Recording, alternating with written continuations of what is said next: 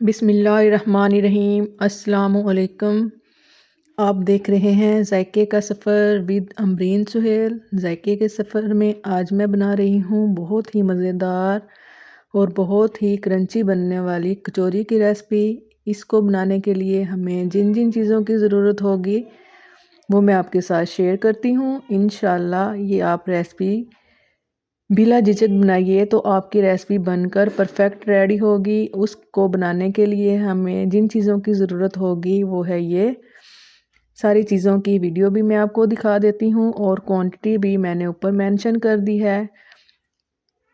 आप बआसानी इसको बनाएं और बनाकर रमज़ान से पहले इसको फ्रीज़ कर लें ताकि आप रमज़ान में बआसानी इनको फ्राई करें और फ्राई करने के बाद अपने दस्तरखान को सजाएं तो इंशाल्लाह ये बहुत ही मज़ेदार बनेंगी।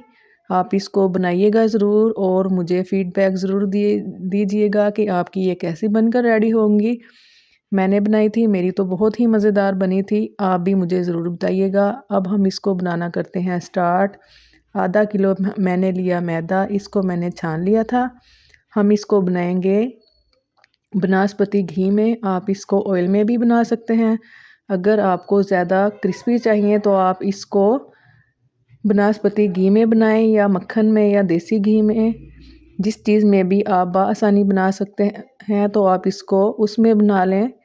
मैं इसको बनास्पति घी में बना रही हूँ। इसमें मैं शामिल करूँगी नमक। नमक आप अपने टेस्ट के मुताबिक डालिएगा। नमक मैं इसमें 1 चम्मच ही शामिल करूँगी।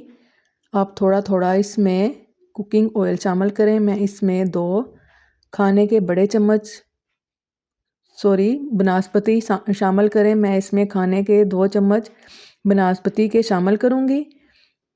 शामिल करने के बाद इस तरह आप हाथों की मदद से इसको मसल लें ताकि बनास्पति मैदे में अच्छी तरह मिक्स हो जाए और ये इस तरह मुट्ठी सी बन जाए। ज़्यादा बेस्ट रहेगा कि आप बनास्पति को थोड़ा गर्म कर लें, मेल्ट कर लें। मेल्ट करने के बाद आप इसमें शामिल करें, लेकिन मैंने इसको ठंडा ही शामिल कर दिया है। लेकिन ज़्यादा आसानी के लिए आप इसको हल्का सा गर्म कर लें ताकि ये सॉफ्ट हो जाए। जब ये अच्छी तरह हो जाए तो इसको मसल के मैदे में मिक्स कर लें और हल्का सा गुनगुना पानी लें और इसको थोड़ा थोड़ा पानी शामिल करते रहें और मिक्स करते रहें। पूरी वीडियो को आप फुल वॉच कीजिएगा, हर स्टेप आप इसी तरह कीजिएगा तो इंशाल्लाह आपकी कचौरियाँ भी बनकर बहुत ही अच्छी रेडी होंगी। जिस तरह हम घर का आटा गूंथते हैं सेम उसी तरह मैं इसको गूंदूंगी। थोड़ा थोड़ा मैं हाथों पे ऑयल लगाऊंगी और इसको गूंथती रहूंगी। ऑयल लगा लें या घी, आप जिसमें भी बना रहे हों, ऑयल में या घी में आप हल्का हल्का हाथों पे लगाते रहें। लेकिन ये मैं घी में बना रही हूँ। अगर आपको बेस्ट रिज़ल्ट चाहिए तो आप इसको घी में ही बनाइएगा। बनाने के बाद इस तरह इसको आधे घंटे के लिए रख दें ताकि ये अच्छे से मुलायम हो जाए। इसको अच्छी तरह मिक्स करके मैं ढक्कन बंद कर आधे घंटे के लिए रख दूँगी। जितनी देर में हमारा ये रेडी होगा उतनी देर में ही हम अपनी रेसिपी रेडी करने के लिए इसकी स्टफिंग रेडी करते हैं। इसमें मैं अदरक लहसुन का पेस्ट शामिल करूँगी। 2 चम्मच ऑयल के लें, इससे ज़्यादा आपने ऑयल नहीं लेना। 2 चम्मच ऑयल के या घी के लें। उसके बाद अदरक लहसुन का पेस्ट और जो स्पाइसेस मैंने ऊपर क्वांटिटी लिखी हुई थी वो शामिल करें और थोड़ा सा पानी डालकर चम्मच की मदद से इसको अच्छी तरह मिक्स कर लें। इस तरह जब ये अच्छे से मिक्स हो जाए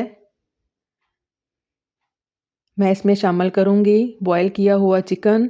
ये आधा किलो चिकन मैं इसमें शामिल कर रही हूँ। ये मैंने नमक डालकर बॉयल कर लिया था।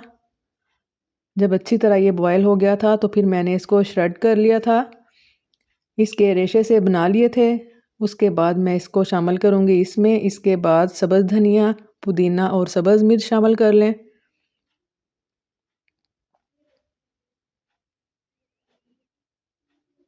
और चम्मच से इसको अच्छी तरह मिक्स कर लें। इसमें बहुत ज़्यादा स्पाइसेस नहीं जाएंगे। बहुत कम स्पाइसेस इसमें जाएंगे।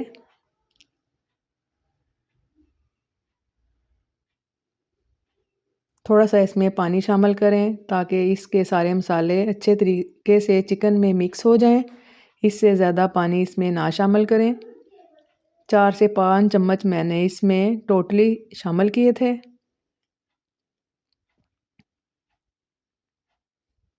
और सबसे लास्ट में मैं इसमें 2 बड़े साइज़ के प्याज शामिल करूँगी। ये हमने सबसे लास्ट में डालने हैं।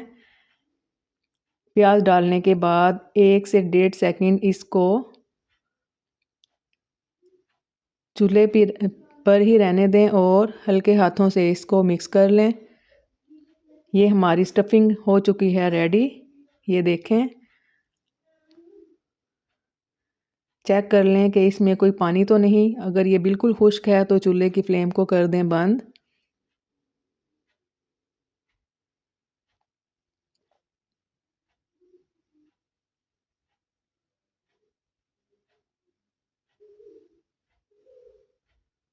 और इसको ठंडा होने के लिए रख दें। ये देखें, बिल्कुल हमारा ये मिक्सचर बनकर रेडी हो चुका है और ये ड्राई है, कोई इसमें पानी नहीं है। इसको हम ठंडा होने के लिए रख देंगे। उसके बाद हम रेडी करेंगे कचौरियाँ बनाना। मैदे को मैं निकाल लूँगी बॉल से। ये देखें कितना मुलायम, माशाल्लाह अल्हम्दुलिल्लाह इसका आटा बनकर रेडी हो चुका है। इसको इस तरह आटे की तरह गूंद लें काउंटर पे रख के।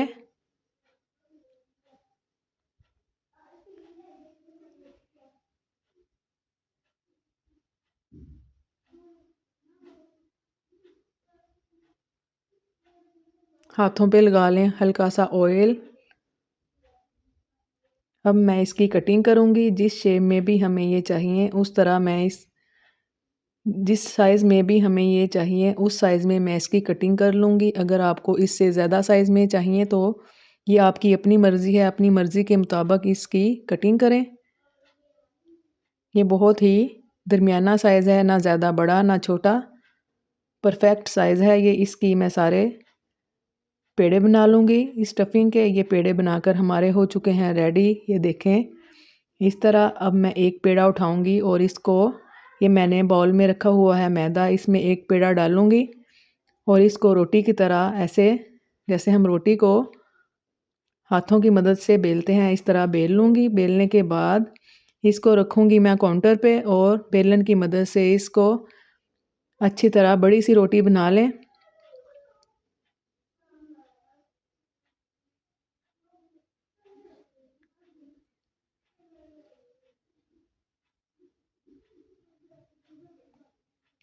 इतनी बड़ी मैं इसकी रोटी बनाऊँगी और इसके ऊपर लगाऊँगी बनास्पति। पूरी रोटी पे मैंने इसको बनास्पति को ब्रश की मदद से लगाना है। सेम इसी तरह आप भी लगाइएगा, कहीं से भी ड्राई ना हो।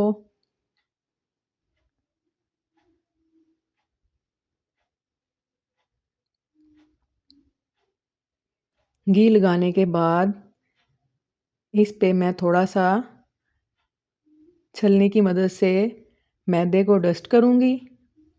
आप हाथों की मदद से भी इस पे लगा सकते हैं और छलनी की मदद से भी। कम से कम इतना मैदा आपने लाजमी लगाना है ताकि कचौरियाँ हमारी अच्छी सी क्रिस्पी क्रंची बनकर रेडी हों। मैदा लगाने के बाद मैं इसको इस तरह एक साइड से उठाकर ऐसे बंद करूँगी और सेम इसी तरह ही इस साइड से। आप चाहें तो इसको अच्छी तरह बंद भी कर सकते हैं और फिर ऊपर से आप घी लगाएं ब्रश की मदद से या हाथ की मदद से, जिस तरह आपको आसान लगे उस तरह आप इस पे घी लगा लें। और फिर इसके ऊपर से हल्का सा खुश्का डस्ट कर दें। फिर इसको फोल्ड करें हाथों की मदद से, इसकी सारी हवा निकाल दें और ऊपर फिर घी लगा लें सेम इसी तरह।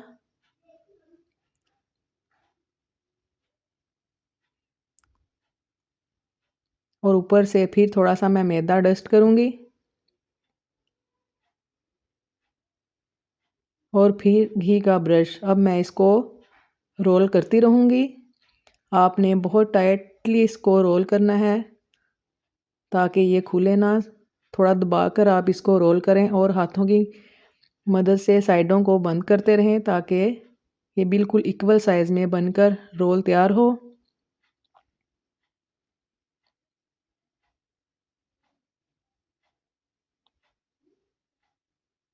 हाथों से आप इसको इक्वल कर लें ताकि सारी साइडें अच्छे से कवर हो जाएं।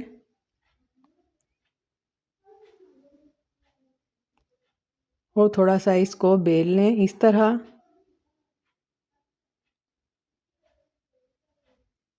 अब मैं नाइफ़ की मदद से इसको दरमियान में से कट कर लूँगी। बिल्कुल आपने इसको दरमियान में से कट करना है ताकि ये दोनों पेड़े इक्वल साइज़ में हमारे पास। ये देखें माशाल्लाह अल्हम्दुलिल्लाह। ये क्लोज़ करके पता नहीं आपको नज़र आ रहा है कि नहीं, इसमें कितनी अच्छी लेयर्स बन चुकी हैं। ये 2 पेड़े हमारे बनकर हो चुके हैं रेडी।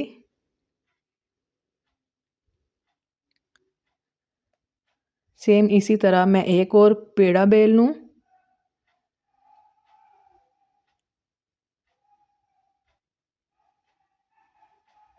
ये आधा किलो मैदे में हमारे पास 18 कचौरियाँ बनकर रेडी हुई थी और बहुत ही परफेक्ट साइज़ था ये।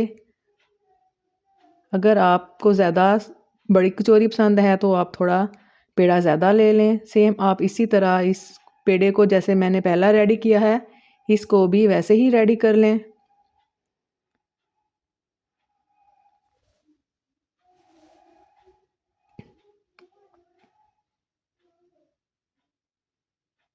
अगर आपको मेरी वीडियो यहाँ तक अच्छी लग रही हो तो मेरी वीडियो को लाइक, शेयर एंड सब्सक्राइब ज़रूर कीजिएगा।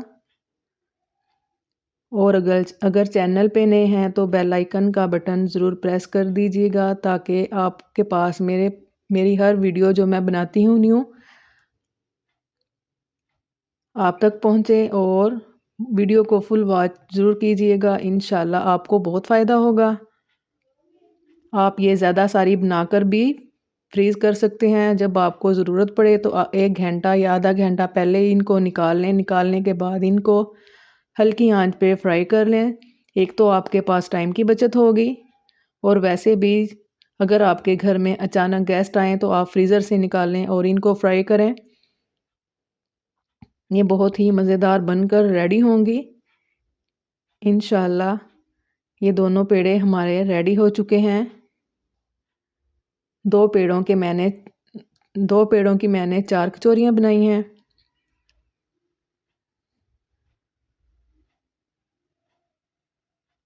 सेम इसको भी उसी तरह ही कट करें जिस तरह मैंने पहले कट की।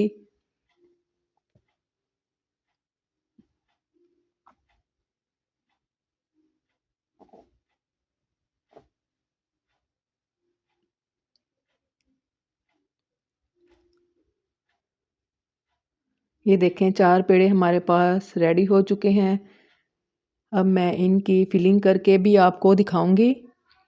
बकाया मैं सारे बना लूँगी, उसके बाद मैं आपसे मिलूँगी। पहले मैं आपको 4 पेड़ों की फिलिंग करके दिखाती हूँ कि इनकी फिलिंग किस तरह करनी है। अगर मैं वीडियो फुल बनाऊँगी तो मेरी वीडियो ज़्यादा बड़ी हो जाएगी, इसलिए पहले मैं आपको 4 पेड़ों की फिलिंग करके ही दिखाऊँगी। इस तरह एक पेड़ा उठाएं और इसको जैसे हम रोटी को बेलते हैं हल्के हाथों से आपने इसको बेलना है।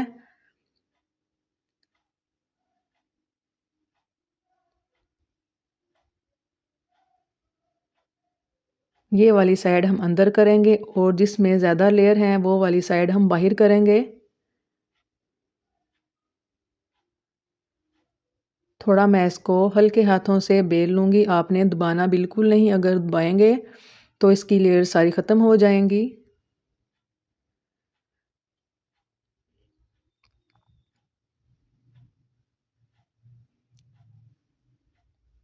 ये देखें जिसमें ज़्यादा बल हैं वो मैं साइड नीचे रख दूँगी और कम बल वाली मैं अंदर वाली साइड पे करूँगी और इसमें मैं 2-2 चम्मच भर कर सारी कचौरियों में डालूँगी ताकि स्टफिंग ज़रा हमारी अच्छी सी हो जाए।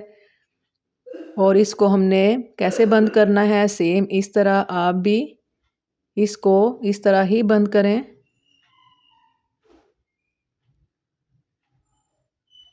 सेम इस तरह, और दरमियान में जो थोड़ी सी जगह बची है यहाँ मैं फिंगर की मदद से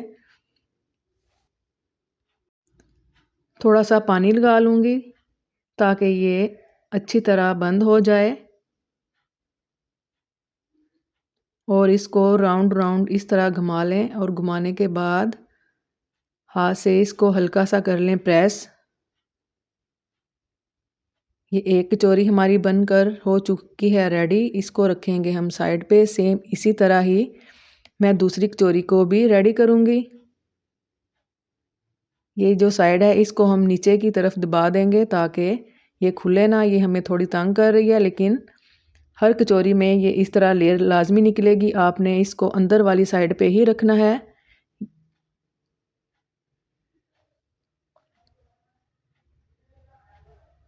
ये देखें इस तरह। इसको भी सेम उसी तरह ही मैं फिल करूँगी। और ये मैं दूसरे तरीके से फिल करूँगी। अगर आपको उस तरह मुश्किल हो रही है तो आप कटोरी में कचौरी को रखें इस तरह और चारों तरफ लगा लें इस पे हल्के हाथों से पानी। ये भी बहुत आसान तरीका है। जिसको वो मुश्किल लग रहा था तरीका, तो आप इस तरीके से भी कर सकते हैं। ये दोनों तरीके मैं आपके साथ शेयर कर रही हूँ। जो आपको तरीका आसान लगे आप उस तरीके से इसकी फिलिंग कर लें और इस तरह पकड़ कर इसको बंद कर लें।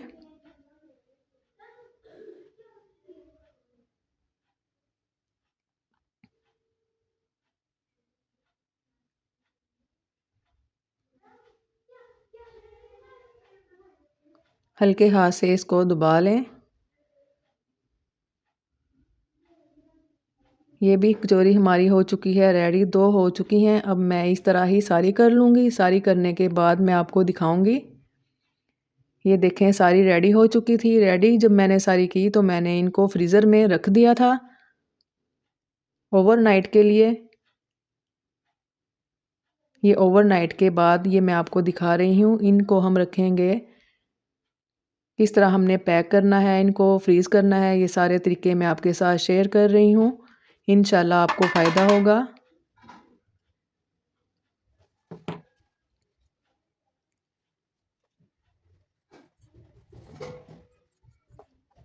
एक तरीका ये मैं आपके साथ शेयर कर रही हूँ। आप इस तरह भी इसको फ्रीज़ कर सकते हैं। टिश्यू पेपर आपने लाजमी रखना है ताकि इसमें कोई थोड़ा बहुत भी पानी का कतरा हो तो इसमें टिश्यू में ऑब्ज़र्व हो जाए। 1 बाय 1 करके मैं इसको रखूँगी और ऊपर टिश्यू की एक-एक लेयर लगाती रहूँगी। ये देखें माशाल्लाह अल्हम्दुलिल्लाह सारी कचौरियाँ हमारे पास बनकर रेडी हो चुकी हैं। ये 2 ज़रा साइज़ में छोटी बनी थी। इस तरह करके आप इसको फ्रीज़र में रख दें। और दूसरा तरीका ये कि मैं इसको ज़िप लॉक बैग में रखूँगी।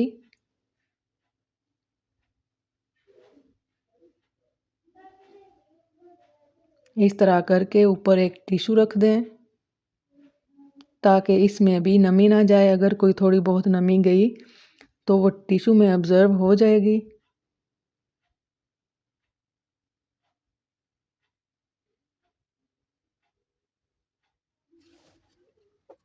ये एक पीस लाजमी रखें इसमें ज़िप लॉक बैग में ताकि सारी नमी इसमें ऑब्ज़र्व हो जाए।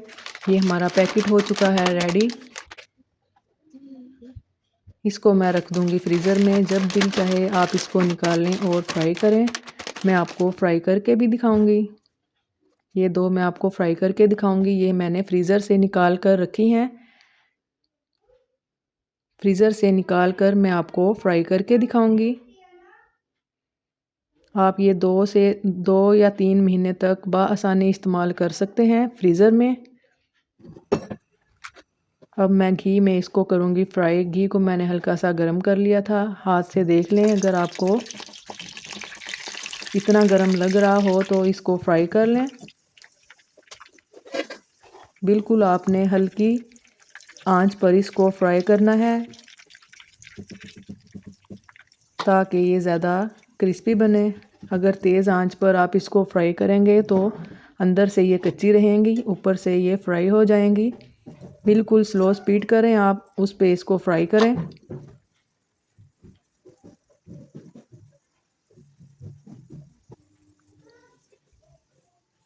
ये देखें इसकी लेयर्स माशाल्लाह अल्हम्दुलिल्लाह किस तरह खुल रही हैं। ये सिर्फ मैं 2 ही आपको फ्राई करके दिखाऊंगी, बकाया मैं फ्रीज़र में रख दूंगी। इंशाल्लाह मैं रमज़ान में उसका इस्तेमाल करूंगी। आप भी इसी तरह बना कर रखें और पूरा रमज़ान बआसानी आपका गुजर सकता है। आप इसकी क्वांटिटी ज़्यादा भी कर सकते हैं। मैंने आधा किलो की आपके साथ रेसिपी शेयर की है, आप ज़्यादा की बनाकर भी रख सकते हैं। अब मैं ये देखें और मैं खाऊंगी भी, खा के भी आपको दिखाऊंगी। इंशाल्लाह आपको ये मेरी वीडियो की रेसिपी अच्छी लगेगी। चाय के साथ इसको सर्व करें। अगर आपको मेरी ये छोटी सी वीडियो अच्छी लगी हो तो मुझे दुआओं में याद रखिएगा ताकि मैं अच्छी वीडियोस आपके लिए लेकर आऊँ। ये देखें क्रंच इसका कितना ज़बरदस्त। अभी ये बहुत गर्म है, जब ठंडी होगी मैं आपको तोड़कर भी दिखाऊंगी। ये देखें माशाल्लाह अल्हम्दुलिल्लाह। दुआओं में याद रखिएगा, अपना ढेर सारा ख्याल रखिएगा। अल्लाह हाफिज़।